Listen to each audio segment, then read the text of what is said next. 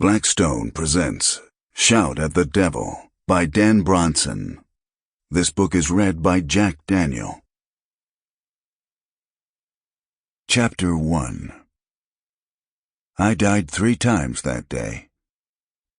The first time I was an Indian attacking a white settlement. The second time I was a member of the posse pursuing me.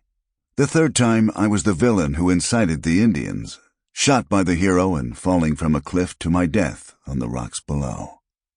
I'm a stuntman, a drugstore cowboy working from Hollywood's Poverty Row, where the budgets are tight and the schedule's tighter.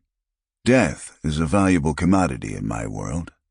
In fact, the audience demand for it is what keeps me alive, keeps food on my table and a roof over my head. But the thing is, it's a presence behind the camera as well as in front of it.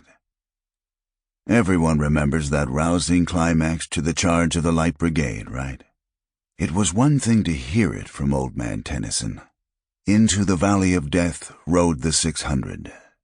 But it was another, more thrilling thing to see it on the big screen. The gallant Errol Flynn leading a suicidal charge.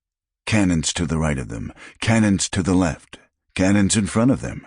They rode and they fell, horses and their riders shot, crashing end over end. A cascade of tumbling soldiers and their mounts meeting crippling injury and death on a field of slaughter. Gets the old heart pumping just recalling those images spilling from the screen, doesn't it? Words like electrifying, hair-raising, and heart-stopping come to mind. Well, guess what? A lot of hearts, most of them equine, stopped during the shooting of that famous sequence. Dozens of horses broke their legs or their backs and had to be destroyed, the victims of a tripwire known as the running W, which allowed the rider to bring his mount down at designated points in the carnage.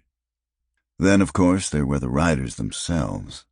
A countless number suffered serious injuries. One died, impaled upon his own sword.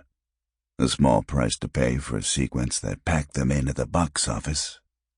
Now, in fairness, I should tell you that Hollywood has renounced the use of the running W. A sign of newfound humanity and compassion. A come-to-Jesus moment in which the studio heads acknowledge their trespasses and promise to sin no more? Probably not. Errol Flynn was so enraged about what happened that he physically attacked the director and lodged a complaint with the American Humane Society, which pressured Congress to intervene. The whole process couldn't have... Sample complete. Ready to continue?